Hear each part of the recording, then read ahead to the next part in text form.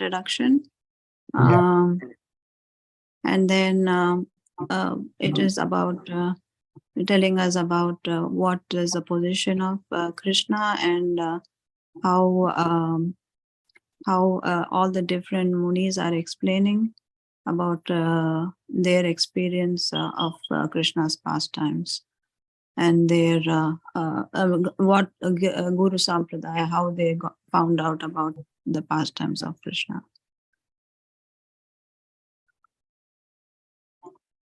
Anybody else?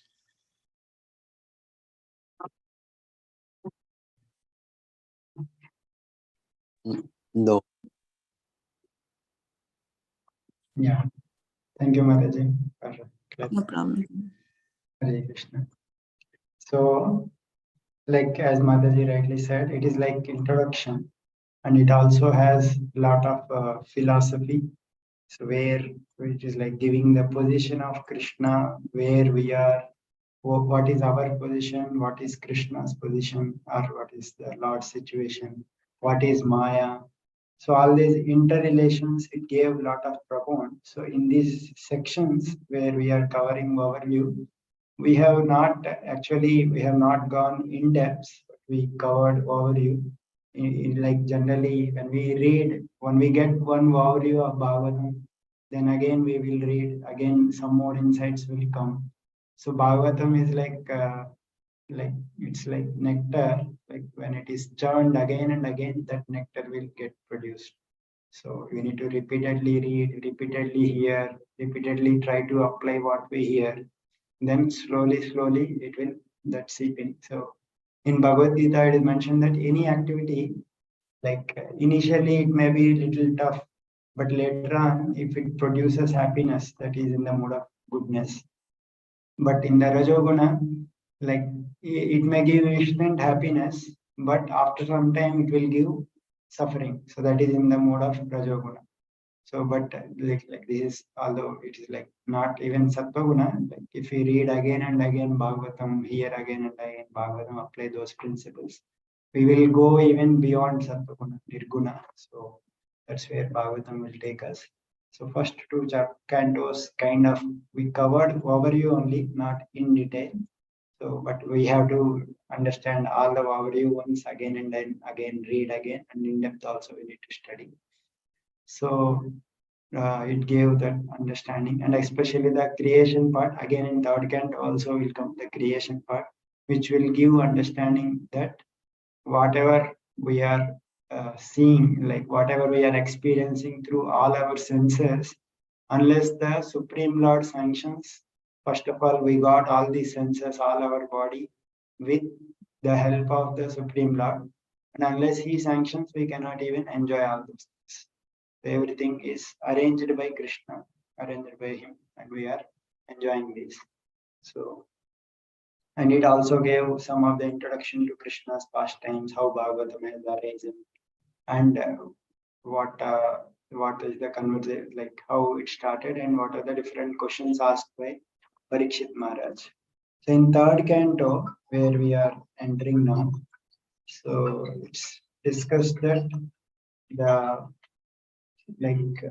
there is a conversation between Vidura and Maitreya Muni that will take place in third canto. So basically, previously the sages have asked about the position of the sages wanted to hear. Previously, they have heard Vidura and Maitreya, they had some conversation. So we want to hear, because those two are very great personalities. We want to hear what conversation they had. So for that, Shukadeva Goswami is also narrating the same conversation to Parikshit Maharaj. So he started narrating. So 5 chapters describe about how Vidura met Maitreya Muni. So Vidura's pastime will come, how he went and met Uddhava, and Uddhava recalls all the Krishna's pastimes. And finally he directs him to Maitreya Muni. So Maitreya Muni, Vidura again, he goes to Maitreya Muni, asks several questions, just like Parikshit Maharaj has asked about questions to Shukadeva Goswami. So Maitreya Muni, in order to answer them, again he tells about creation, and as well as how Brahmaji prayed to Lord Vishnu, Garbhodakshaya Vishnu, and how he was empowered and how he started creating. So all those discussion, subsequent creation details will be given in third canto. How Brahmaji, that is called as Visarga. Sarga is called as elemental creation. Elemental creation means all the 24 elements that are created, which like ingredients. For example, if you want to cook some barfi, we need milk, we need sugar, we need some powder like kaju ka powder, we need heat. So all those things are there. They are like ingredients, but they needs to be cooked in order to make that barfi, right? So 24 elements creation, that is like collecting all the ingredients are created. Now Brahmaji is like kind of engineer who is assembling all those things to produce different bodies. So Brahmaji is empowered by Garbhodaksha Vishnu only because he empowers, he creates. So like that is also by the empowerment of Krishna only. So that is called as Visarga, producing different bodies. So that is explained in again some more like how different entities in this world are created. That is explained. And after that, there is Manu was created. So Manu is like first man, we can say. Manu, man. See, English words are also corresponding to the Sanskrit terminology that we have. Manu is the first man, we can say. He is from where all the descendants have come. So Manu has come, and when he came, there was no land. So he requests Brahmaji that I want a land. So that time Brahmaji was thinking what happened to Bhumi. So that time Varahadev appears from Brahmaji and lifts that land. So that Varahadev lifting that land, that Bhumi. So that pastime Vidura wanted to hear in more detail. So he narrates that entire pastime of Varahadev, how he lives. In that context only, there is an episode of Diti and Kashyapa Muni, how they are uniting at wrong time. And because of that, two great demons, Hiranyaksha and Hiranyakashipu, will be born. And actually, these two personalities are Jai and Vijay, who are from spiritual world. So how they are cursed by 4 Kumaras, that is also explained in 2 chapters. So in this way, entire 7 chapters are dedicating to Varahadev's pastimes, Varahadev fighting with Hiranyaksha and how he killed. So then, like Bhagavatam, 3rd canto, 4th canto, 5th canto, from after explaining Visargas, Swayambhu Manu has come. So his descendants' history will be narrated. So his descendants will be Swayambhu Manu has 2 daughters and 3 children. 2 sons and 3 daughters. Priyavrata and Uttanapada are the 2 sons. 3 daughters are Devahuti, Akuti, Prasuti. So their lineage will be explained in 3 cantos. So Devahuti is a daughter of Swayambhu Manu, and she was married to Karda Muni. And that marriage and the principles of Grihastha Ashram, they are nicely explained in 4 chapters. And Devahuti's son was Supreme Lord himself. Vishnu appeared as Kapilidev. So Kapilidev is an incarnation of the Lord. Kapilidev gives all the instructions regarding Adhyatma Jnana. Means it includes Bhakti Yoga, Jnana Yoga, Ashtanga Yoga, and also he elaborately describes how living entities in this world are suffering. So there is graphic description like samsara in order to generate vairagya and to take a spiritual life seriously. So that he covers in 3 chapters, last 3 chapters, and elaborate philosophy also he covers in 5 chapters. Total 8 chapters. Kapilidev's teachings are in this way. The 3rd canto flows.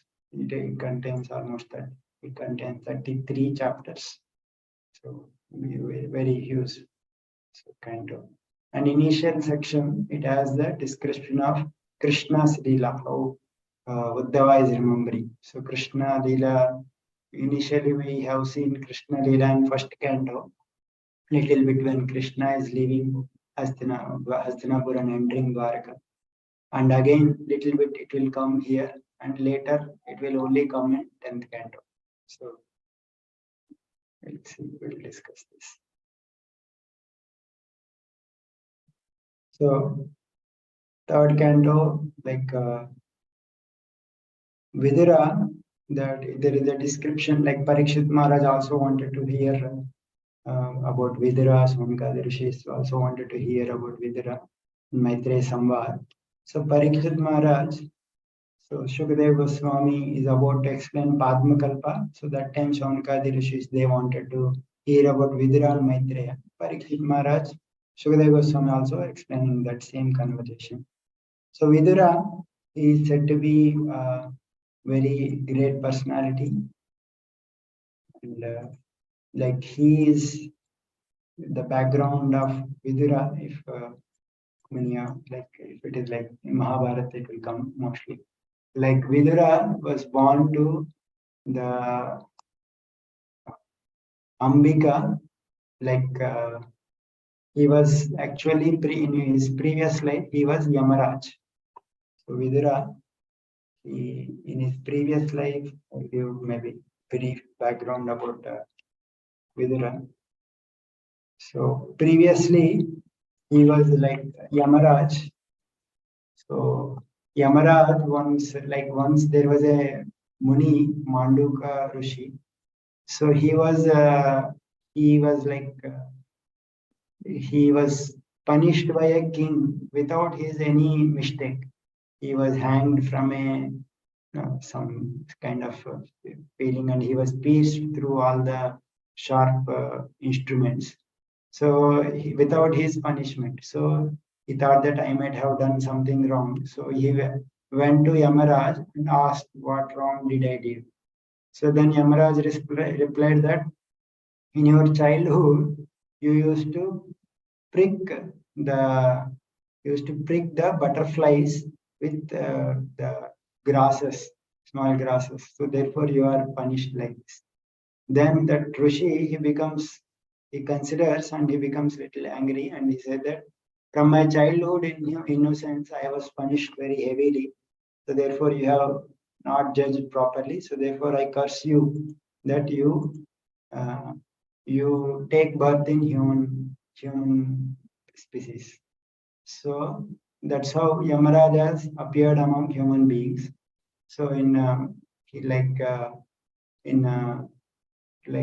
Pandavas dynasty, previous to Dhritarashtra and Panduraj and Vidura, these three are brothers. Actually, Ambika and Ambalika, so their husband Vichitravirya dies.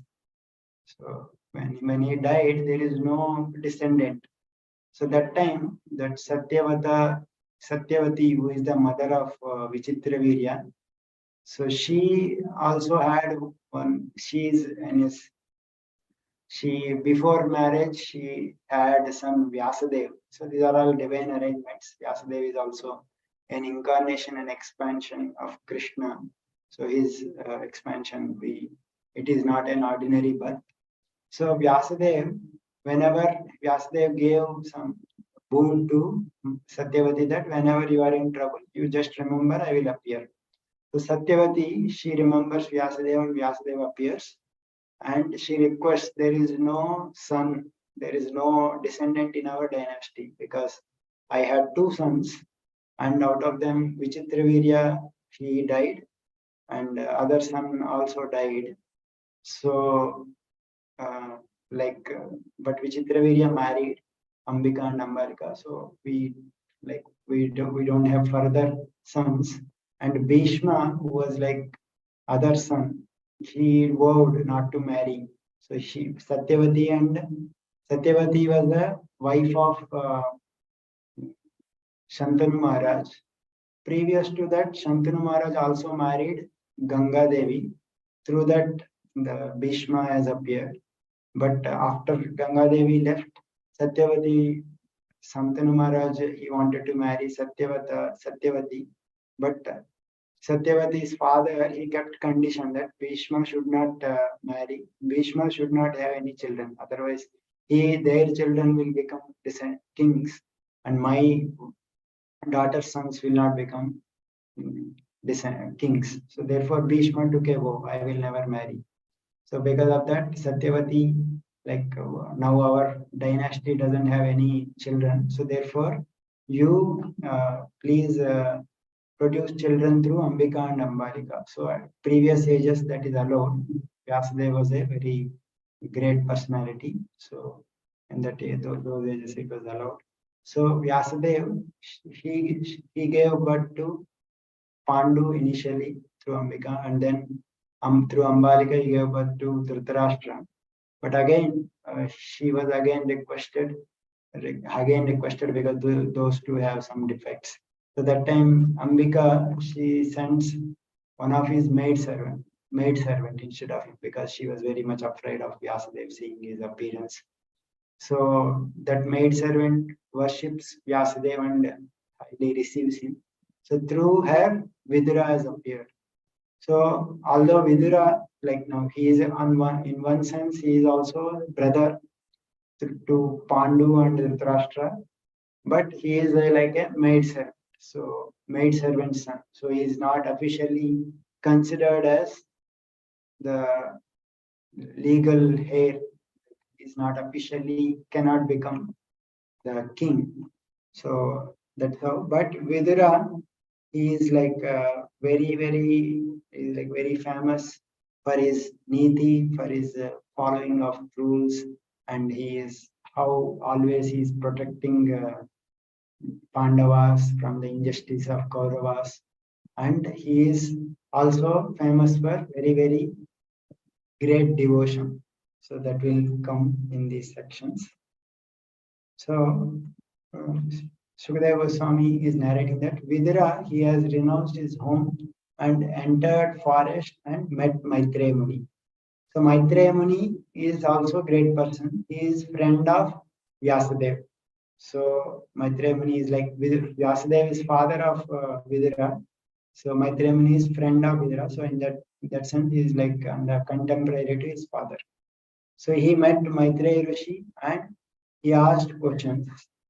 And Vidura's house is very famous because Krishna used to consider the house of Pandavas and Viduras as his own, because when he went to Hastinapur, so Krishna went to Hastinapur as a messenger of Yudhishthir to make a peace agreement between Pandavas and Kauravas. So that time Yudhishthir want to bribe Krishna. So how you want to bribe? So let us give Krishna so many opulences. Let us feed him with so many items, 56 items, 64 items.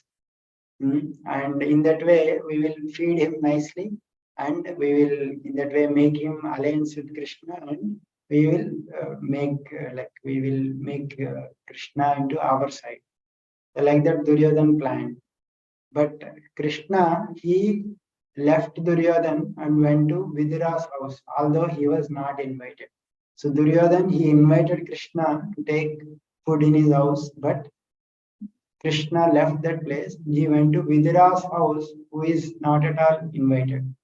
So that's where the famous pastime that will happen. That Vidura's wife, Vidurani, she was also very much affectionate to Krishna, devotee of Krishna. And seeing that Krishna has come, she was overwhelmed with devotion. And she was in his house, there are the bananas are there. She was so overwhelmed with devotion that she was peeling banana leaves and throwing the bananas and giving banana leaves. And Krishna is very happily eating that. So Vidura saw, and then she told, "What are you doing?" Then she came to senses. So these pastimes, how devotional Lord, he mentions that even if someone offers me with so many items, but he doesn't have devotion, I will not accept. But if someone has little devotion, and even if he offers some leaf, patram pushpam phalam toyam tame bhaktya prayachati tadaham bhakti upahritam ashnam prayitatma. even if it is small quantity, simple quantity, but with happiness, with some devotion, if someone offers, I accept, like that Krishna says, and he proves here. So like that. So later on, when he met Duryodhana, Duryodhana asked actually, why you didn't come to my place to eat? So why you went there? So then Krishna replied, I, like, if someone invites me with devotion, I will come. But you hate my devotees. Pandavas, they are all like very, very close. I'm like, they are like my intimate friends. They are my most well-wishing, like my devotees. And you hate my devotees. You want to take away their kingdom. So therefore, I don't want to take in your place. I don't want to take food in your place, like that he replies. That means, like, when we love devotees, Lord also loves us. That is easy way of progressing in devotional services, developing attachment to Lord's devotees. And if someone wants to easily get diverted away from Krishna, invite suffering, then if someone is hates Lord's devotees, then the Lord will not tolerate. So it's like very quick. So here, like this, Vidura's house, Lord used to enter into his house as if it is his own house. So in that way, he mentioned that. So Parikshit Maharaj, he is again asking when and where the meeting of Vidura and Maitreya took place. And generally, when two great personalities they met with each other, their discussion will not be cheap. Means they don't talk about mundane things. Their whatever, even if it is related to any material things, it will always be connected with spiritual topics. So he's saying that nahi alpat atta udayastasya vidurasya malatmena tasmin variyasi prashna sadhuvada brahmita.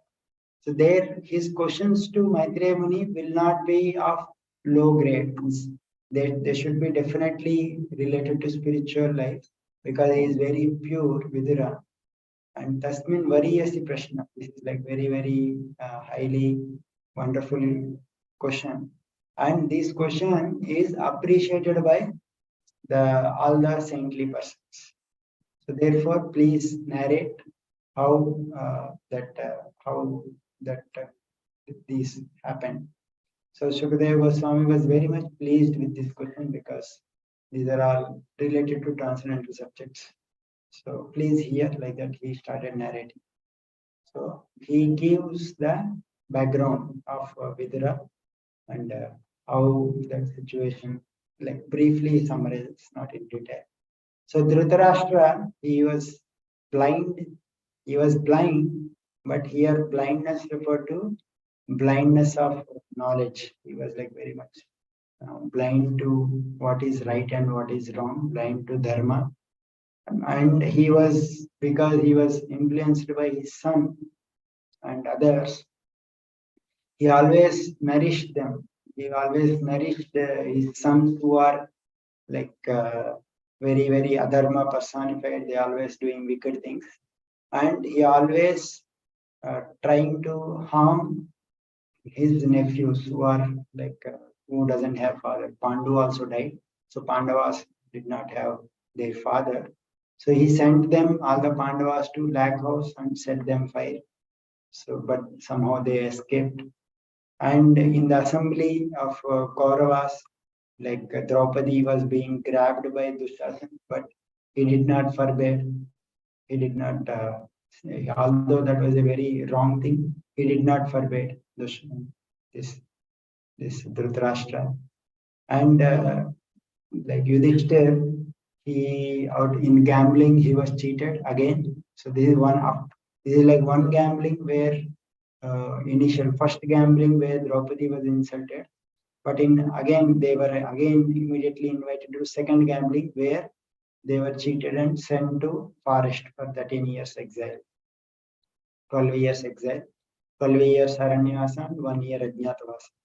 So Yudhishthir, after spending that Ajnatavasa also, 12 years of Aranyavasa and 1 year of Ajnatavasa, he came back and asked for his kingdom, but Dhritarashtra did not want to give it because he was so much affected by his son. He had a lot of affection to his son Duryodhana, who was wrong. He does not want to give back. So he did not want. And when Krishna, he came, he also, like as we mentioned, Krishna came to make peace agreement, but all the Dhritarashtra's sons, Duryodhana and etc., they did not take the words of Krishna very seriously. Dhritarashtra also, he did not take those words very seriously. It was nectar for Bhishma and others who are devotees, but for Dhritarashtra and Duryodhana, it did not appear very fine, very much appealing. So that time, Dhritarashtra, what to do in that situation? So he invited Vidura to give instructions.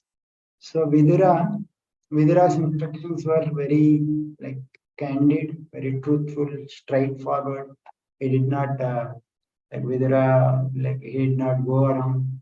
So he is very straight.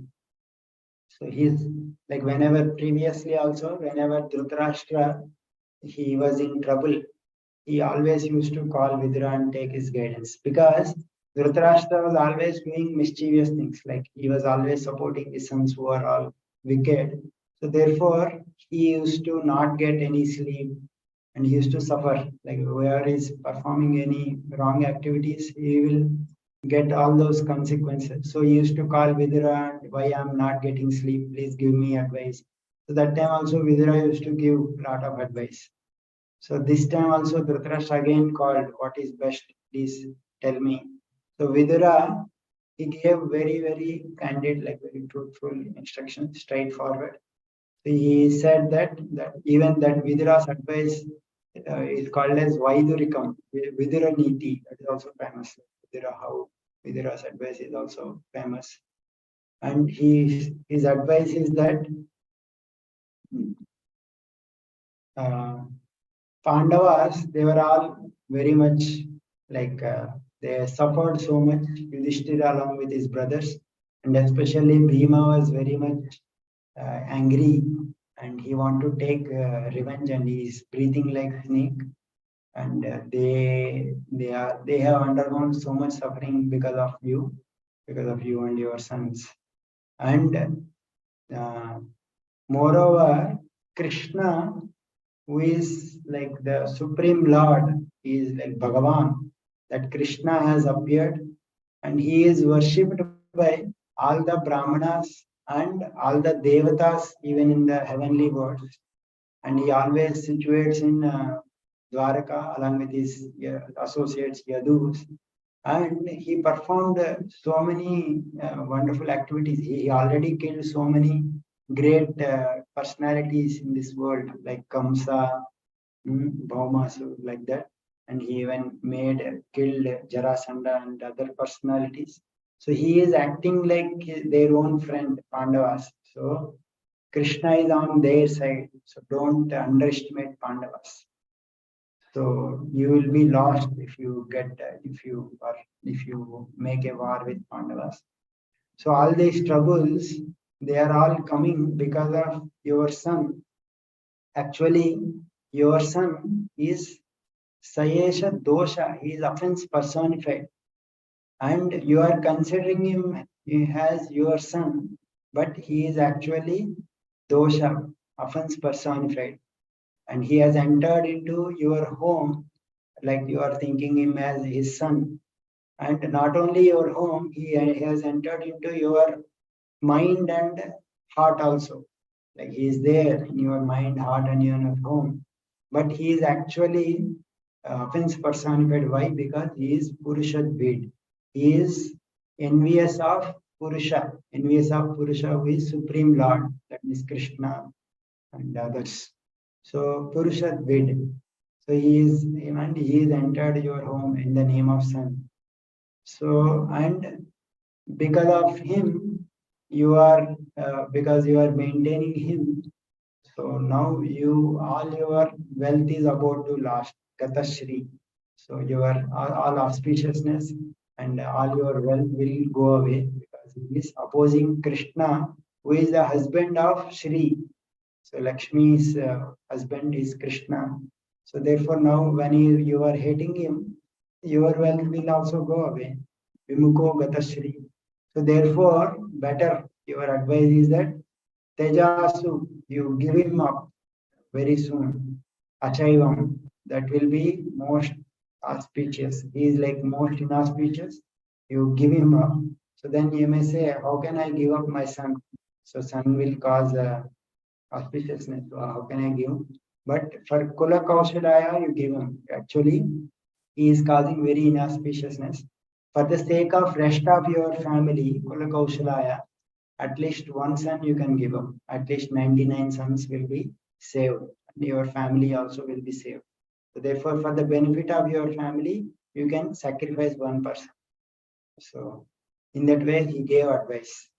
Like you give up this Duryodhan, because of him only you are facing all these troubles.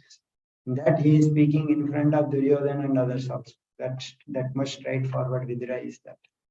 So Vidura, the Duryodhan, hearing that insulting words from Vidura, he became very much angry and he started insulting the Vidura.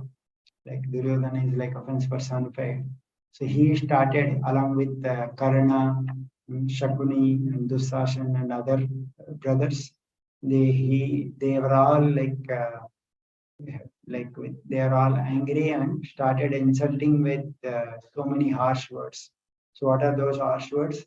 Like you are a Dasi Putra, who asked you to come here and give this advice. Means Dasi Putra, as I mentioned, he was born to Dasi. So therefore you did not deserve any position here. And still you are coming here and speaking all these things. So therefore you are maintained by us. You are eating all the food given by us, but you are acting against us.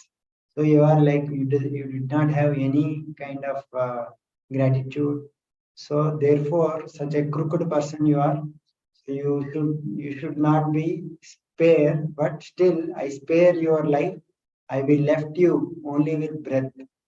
So you leave out from this palace only with breath. That means only I will, like all your possessions, everything will be there. Only I will leave you only with some breath. So like that, he was insulting you. Get out like that. So all these things Duryodhana was speaking, and Dhritarashtra he kept silent. He did not say. He did not restrain his son Duryodhana. That means Dhritarashtra is also approving.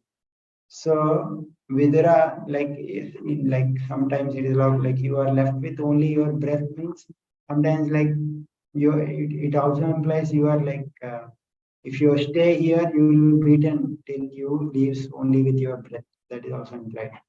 In that way he was insulting. So that means Vidura in his whole life he served Dhritarashtra, but in the end he was like not treated like he was like saying you can get out from here, and he was not restrained. So this is like he has to leave everything, all his all his money, all his relatives, and all his palaces, everything, and he has to leave. So that was his condition, and his master like Dhritarashtra is also agreeing with that. He is not restraining his son. So how Vidura took that situation? So that is like that is important.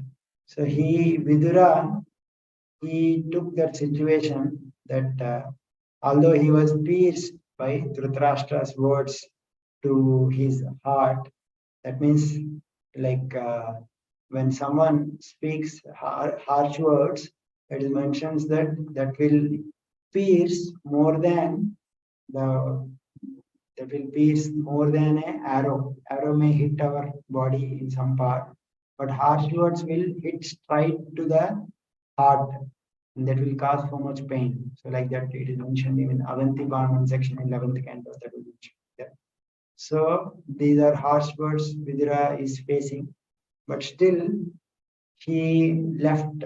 He considers all these an act of Lord's Maya, and he left his own bow and he left that palace.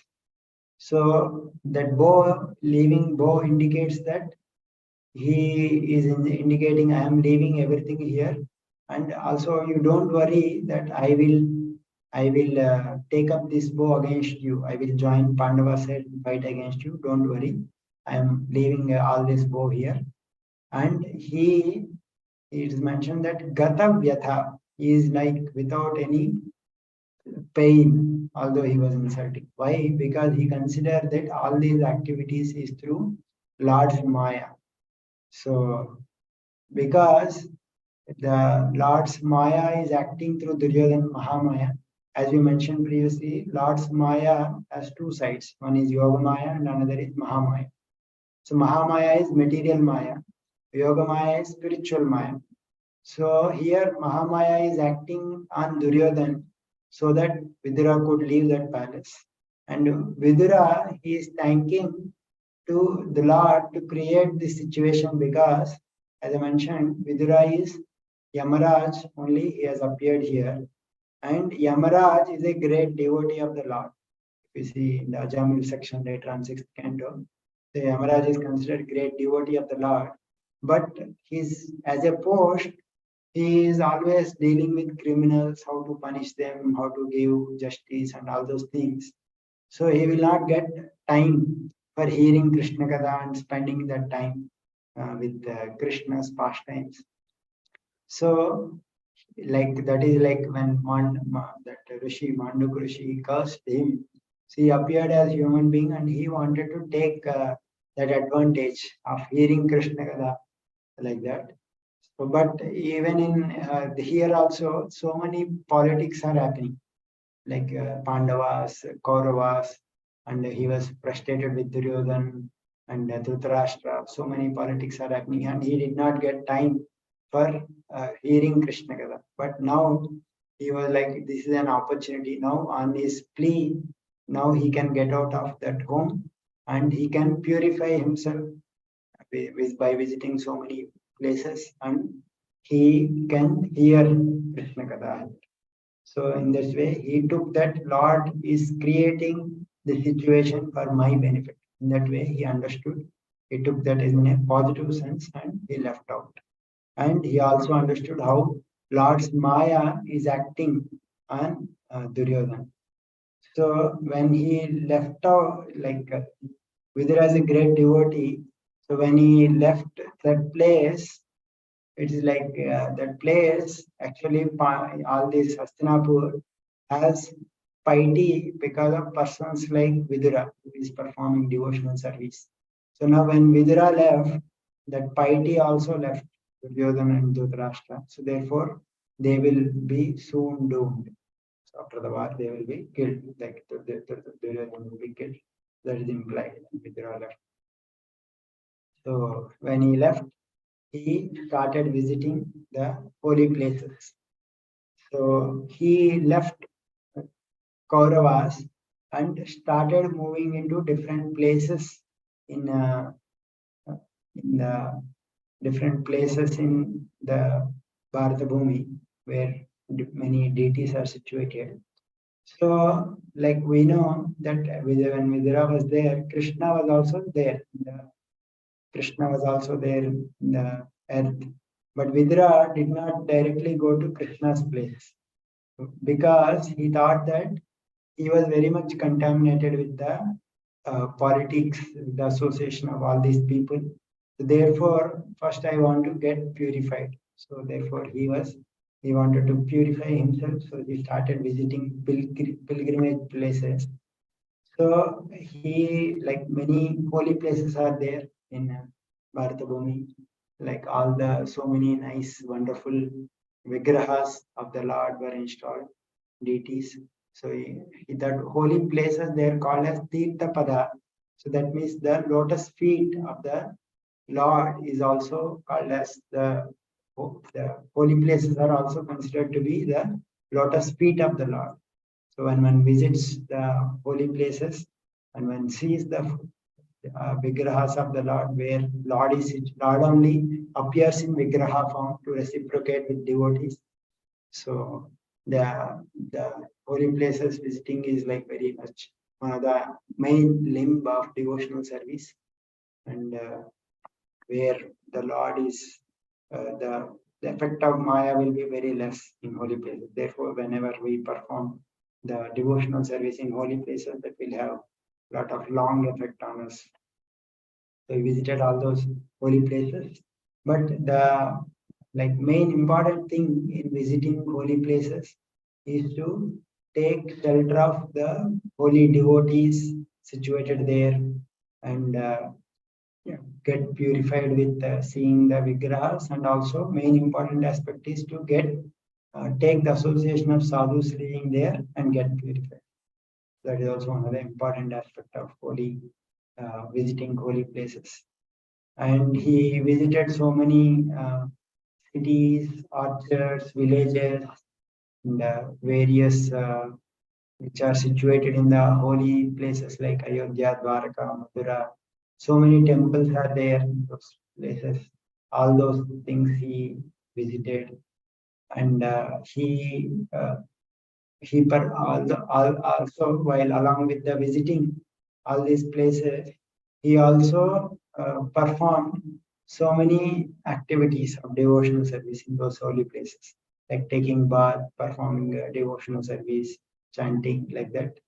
And but wherever he went, he looked like a mendicant. He did not identify, like he did not show himself as a coming from royal family, but as a simple mendicant. So therefore, no one could identify him as a Vidura, great minister of Pandavas and Kauravas.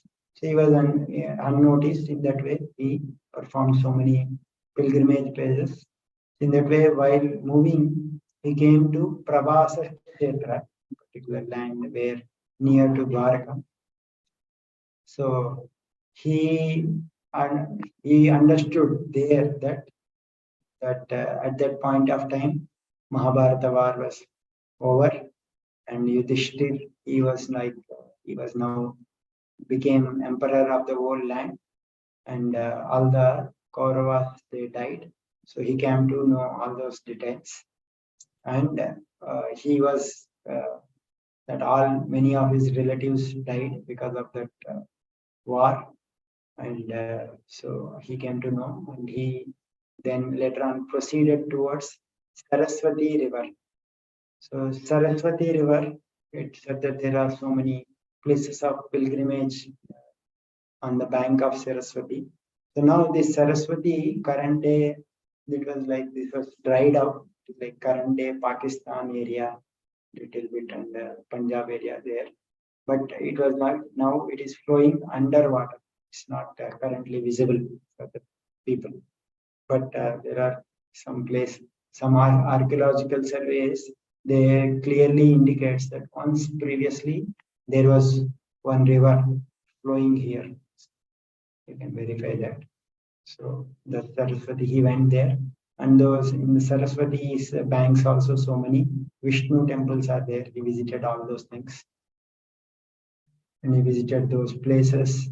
Through that, he entered into the Kurujangala, where that North Uttar Pradesh and those provinces, and reached the bank of Yamuna. So there he met Uddhava. Uddhava is a great devotee of the Lord. So Uddhava, I think this is the first time the introduction of Uddhava is coming. So Uddhava is a very, very, very intimate associate of Krishna. He's like he's like brother of Krishna, but he looks similar to Krishna. Very, very intimate friend of Krishna, and like very dear to Krishna. Great Bhagavata.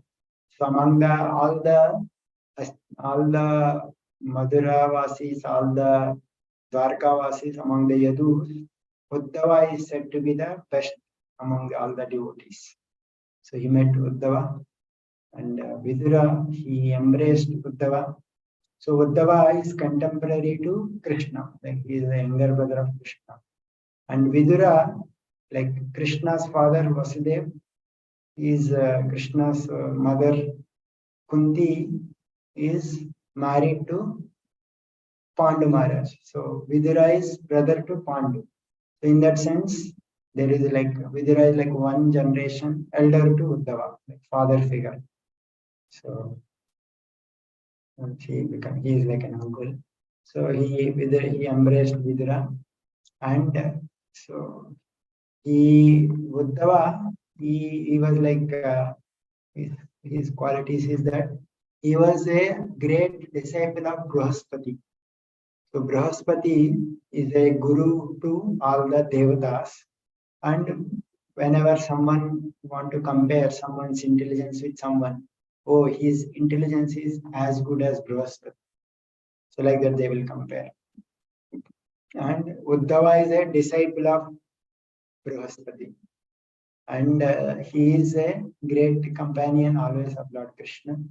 So Vidura, he started asking questions about Krishna and Balaram during that meeting. So Vidura, at that point of time, he was asking, like, because he came to know about Pandava situation, how Kauravas were, the great war happened, how Kauravas were killed and Pandavas were living. So at this point of time, he was asking Uddhava about the welfare of Yadavas. So he mentions that Krishna and Balaram, they were the original personalities of Godhead who have descended to this world.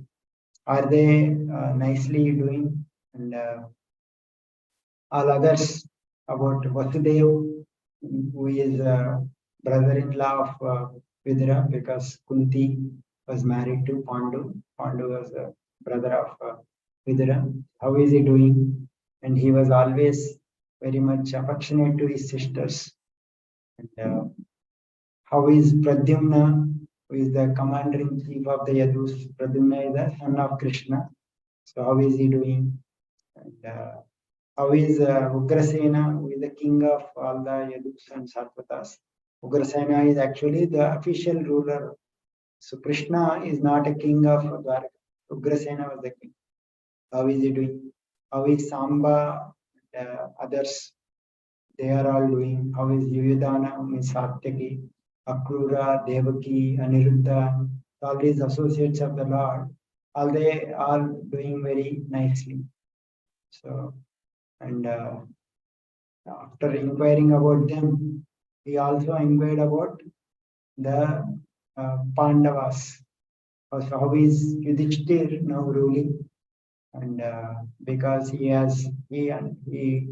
because now he is ruling a very, he is the like whole emperor of this world. Previously, Duryodhana was envy because of which so much troubles he faced. But now Krishna and Arjuna, they always protected Yudhishthir.